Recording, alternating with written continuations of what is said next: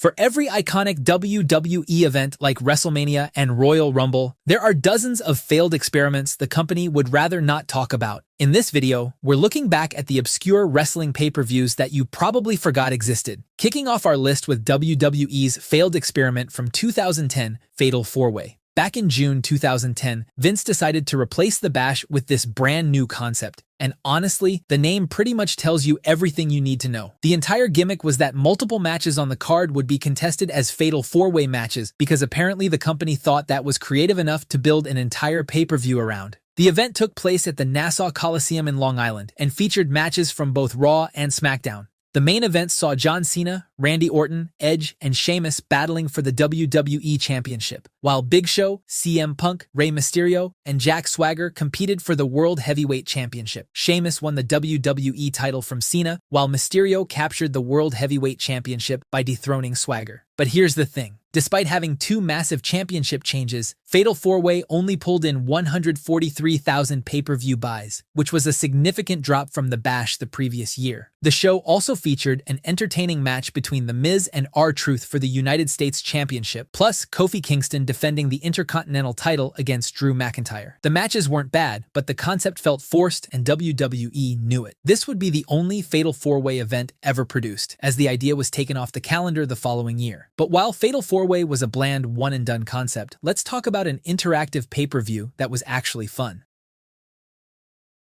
Before you had the entire internet complaining about Triple H's booking on Twitter every week, WWE experimented with fan interaction through an annual event that ran from 2006 to 2008 called Cyber Sunday, though it originally started as Taboo Tuesday back in 2004. The entire concept of Cyber Sunday was that fans could vote on match stipulations, opponents, and even special guest referees through WWE's website, and honestly, the concept was ahead of its time. The 2006 event featured over 14 million votes cast, with fans deciding everything from which championship would be defended in a triple threat main event to who would referee D-Generation X versus Rated RKO. The 2007 event saw Batista face Undertaker for the World Heavyweight Championship with Stone Cold as the referee. The 2008 edition, which ended up being the final Cyber Sunday, had fans voting for stipulations like last man standing and no-holds-barred matches. But here's the problem. While the concept was innovative, the execution was inconsistent. Fans complained that WWE would heavily promote one option, making it obvious which choice would win. The voting results sometimes felt predetermined, which defeated the entire purpose of fan interaction. By 2008, buy rates had dropped to 153,000, and Vince decided to pull the plug. The concept was cool, but the company couldn't commit to making it feel genuinely unpredictable. But shifting gears from interactive voting, let's talk about a brand warfare concept that lasted exactly 2 years.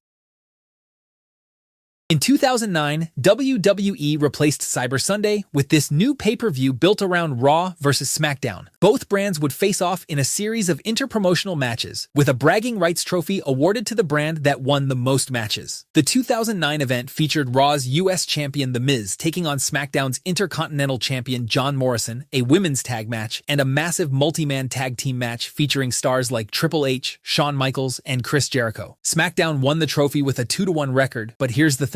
Nobody actually cared about the trophy. The real focus of both bragging rights events was always on the World Championship matches that had nothing to do with brand supremacy. The 2009 show was headlined by an incredible 60-minute Iron Man match between John Cena and Randy Orton for the WWE Championship. Undertaker also defended the World Heavyweight Championship in a Fatal 4-Way against CM Punk, Batista, and Rey Mysterio. These matches were great, but they completely overshadowed the brand warfare angle. The 2010 event was even worse in terms of commitment to the concept. Instead of 3 brand versus brand matches, there were only 2, an inter-promotional match between Daniel Bryan and Dolph Ziggler, and the multi-man tag match. The main event was Kane defending the World Heavyweight Championship against Undertaker in a buried alive match, while Randy Orton defended the WWE Championship against Wade Barrett. Again, the championship matches had nothing to do with brand warfare, and the whole bragging rights concept felt like an afterthought. The event drew only 137,000 buys in 2010, down 24% from the previous year, and the company discontinued it after just 2 years. The first brand split ended in 2011, and bragging rights was replaced by Vengeance. The concept was revived years later for Survivor Series during the second brand split, but the original bragging rights events remain forgotten examples of WWE trying to make brand warfare fanfare feel important when they clearly didn't believe in it themselves. But while bragging rights at least had a logical concept behind it, this next pay-per-view had perhaps the most ridiculous name in history.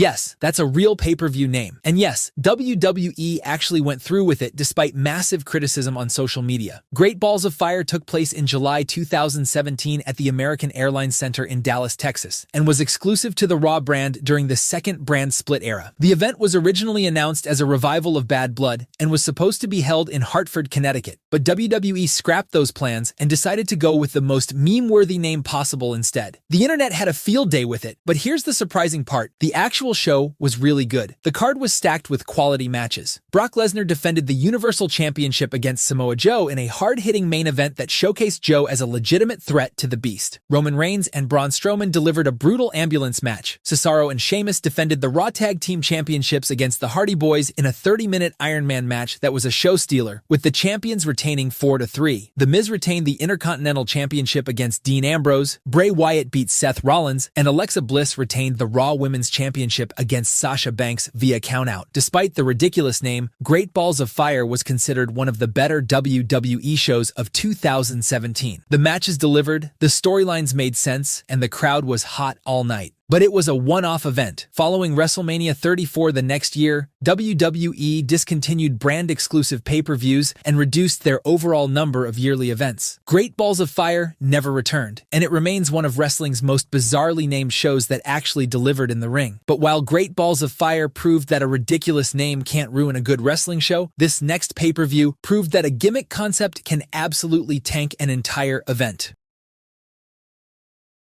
In September 2009, WWE replaced their annual Unforgiven event with a submission-themed show. The show took place on September 13, 2009, at the Bell Center in Montreal and featured John Cena versus Randy Orton for the WWE Championship in an I Quit match that was actually pretty brutal. D-Generation X battled Legacy in a submissions count anywhere match. Kofi Kingston defended the United States Championship against The Miz, Chris Jericho and Big Show retained the Unified Tag Team Championships, and Kane defeated the Great Khali in a Singapore Kane match. But the main event is where everything fell apart. CM Punk defended the World Heavyweight Championship against The Undertaker in a submission match, and WWE decided to book one of the most infuriating finishes in history. Undertaker locked Punk in the Hell's Gate submission, Punk tapped out, and the crowd erupted thinking Taker had won. But then SmackDown General Manager Teddy Long came out and restarted the match, claiming Hell's Gate was banned as a submission hold. Undertaker was jumped from behind, Punk locked in the Anaconda Vice, and the referee called for the bell even though Undertaker didn't tap out. It was essentially a Montreal screwjob finish in Montreal, which felt lazy and repetitive. The entire event felt underwhelming because WWE didn't fully commit to the submission concept. Only 3 matches actually had submission stipulations, while the rest of the card featured standard matches and gimmick bouts that had nothing to do with the theme. The pay-per-view drew 169,000 buys, which was down significantly from Unforgiven's 211,000 buys the previous year. But while Breaking Point tried to reinvent submission wrestling, this next pay-per-view had perhaps the most politically charged concept ever attempted in wrestling. In June 2011, WWE replaced Fatal 4-Way with this Washington, D.C. themed event, and the entire premise revolved around the location of the nation's capital. WWE went all in on the theme, with the promotional poster featuring an Obama caricature serving as a referee between John Cena and Rey Mysterio. And to top it all off, WWE hired a Barack Obama impersonator to make an appearance at the event. The entire concept felt awkward and forced from the start. The show itself took place on June 19, 2011 at the Verizon Center in Washington, D.C., and featured 4 title defenses. John Cena retained the WWE Championship against R-Truth in the main event. Randy Orton defeated Christian to retain the World Heavyweight Championship. Ezekiel Jackson won the Intercontinental Championship from Wade Barrett, and Dolph Ziggler captured the United States Championship from Kofi Kingston. The undercard had a mix of matches including Alex Riley defeating The Miz, Alberto Del Rio beating Big Show, and CM Punk defeating Rey Mysterio. But here's the thing. Despite all the political theatrics, the show was mediocre at best. The matches were fine but nothing special, and the whole Washington gimmick added nothing meaningful to the event. Capital Punishment drew 170,000 pay-per-view buys, which was was actually up from Fatal 4-Way's 143,000, but WWE clearly didn't think it was worth continuing. Sometimes a location-based theme just isn't enough to carry an entire pay-per-view. But speaking of location-based events, let's talk about WWE's series of United Kingdom exclusive pay-per-views in the early 2000s. From 2000 to 2003, WWE held this annual event exclusively for British audiences. And honestly, most wrestling fans outside the UK have no idea these shows even happened. Insurrection was broadcast only in the United Kingdom on Sky Box Office, though it also aired in Canada on Viewer's Choice, and the 2002 and 2003 editions eventually made it to the United States on tape delay. The first three events were held when the company was still called the World Wrestling Federation, with the 2002 event being the very last pay-per-view held under the WWF name before the company changed to WWE. The events took place in major UK venues like Earl's Court in London and the Telewest Arena in Newcastle, featuring WWE's biggest stars in matches that technically counted but rarely had any major storyline implications. The final Insurrection in 2003 saw Triple H defeat Kevin Nash in a street fight to retain the World Heavyweight Championship. Christian beat Booker T to keep the Intercontinental title, and Kane and Rob Van Dam defended the World Tag Team Championships against La Resistance. After the 2003 event, the company discontinued all UK exclusive pay-per-views because they started broadcasting Raw and SmackDown from the UK in 2004, making these special events unnecessary. Insurrection remains a footnote in wrestling history, remembered mainly by UK fans who actually attended and hardcore collectors who own the DVDs. But shifting from forgotten international events to modern failures, let's talk about the 2019 disaster.